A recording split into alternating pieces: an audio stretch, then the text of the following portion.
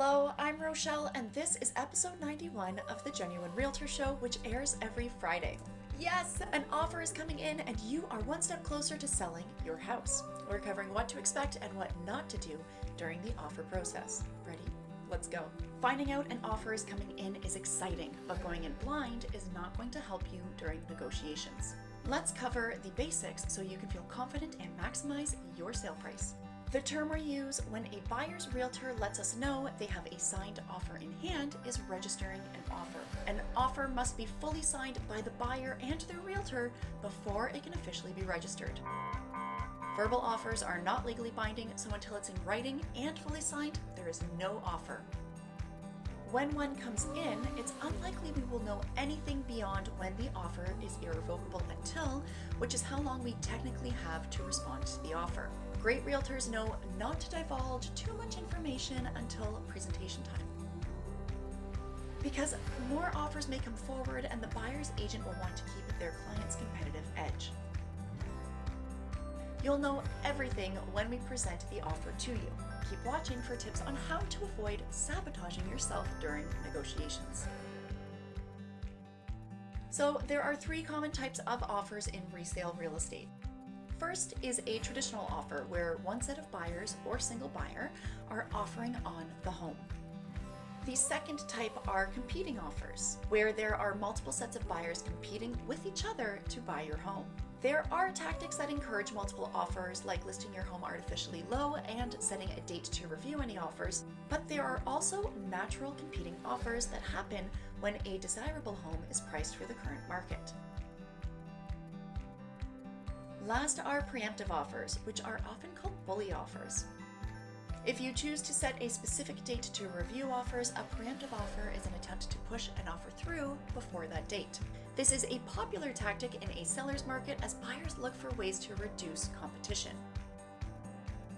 When it's a buyer or balanced market, most sellers choose not to have an official review date and encourage offers at any time. Next, let's look at how things play out once an offer is officially registered. First, as your realtor, we dive into informing all of the other realtors who have shown your home to their clients that there is an offer on the table. Essentially, we want to entice a buyer who may be sitting on the fence to come forward. The more interest there is, the better it is for you as the seller. A presentation time will be set with you, and it will likely be presented to you in your home.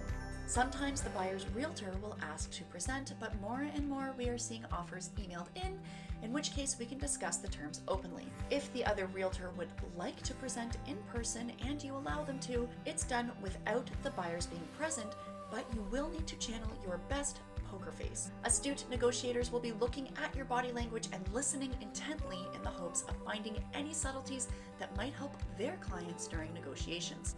Once the offer is presented, we may ask the other realtors some follow-up questions, but eventually we'll ask them to wait out of earshot so we can have a candid discussion. We will be reviewing the entire offer, but there are some key items we want you to focus in on. The irrevocable date, which outlines how long the buyer is legally bound to what they've offered, and we need to respond before the expiration time if we want to work with their offer. The deposit is held in trust, which is a special account only for deposits and commissions by our brokerage and is a sign of good faith from the buyer. They want your home and are putting forward a solid chunk of cash to prove it. Ideally, we want to see at least 5% of the purchase price here, but some sellers choose to accept less, while some buyers offer more when in competition.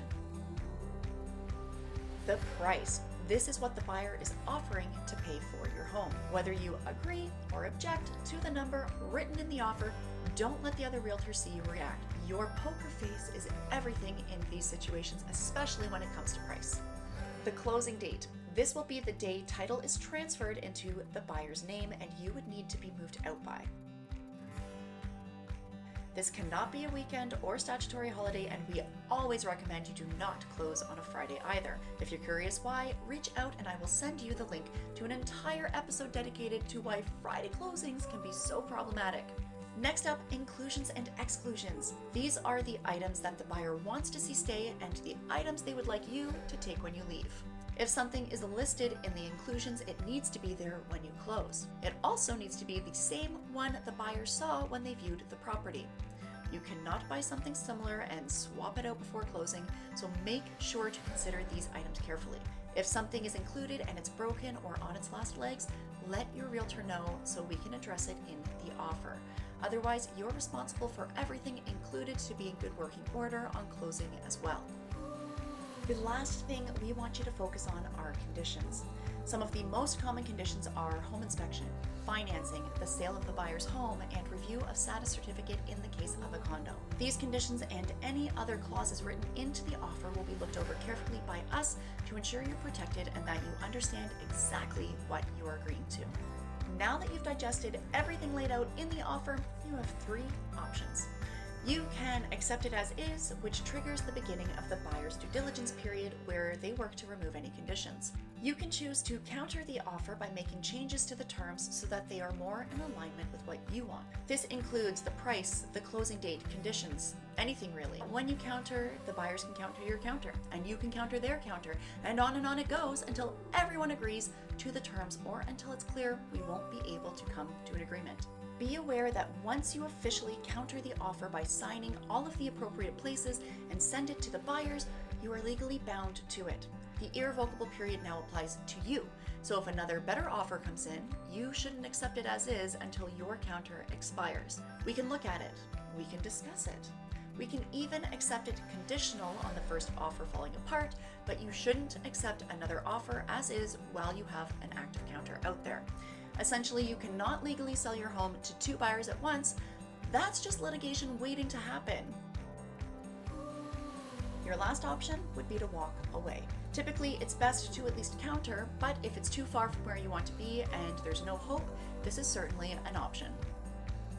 This is the negotiating process, and if the offer doesn't come together, we continue on marketing. If it does come together and there are conditions, the buyer has a specific amount of time to fulfill them. When the buyer is satisfied and removes the conditions, or if there were none in the first place, you'll have officially sold your home. If the buyers are unable to fulfill the conditions and made a true effort to do so, they will get their deposit back and another buyer can make an offer.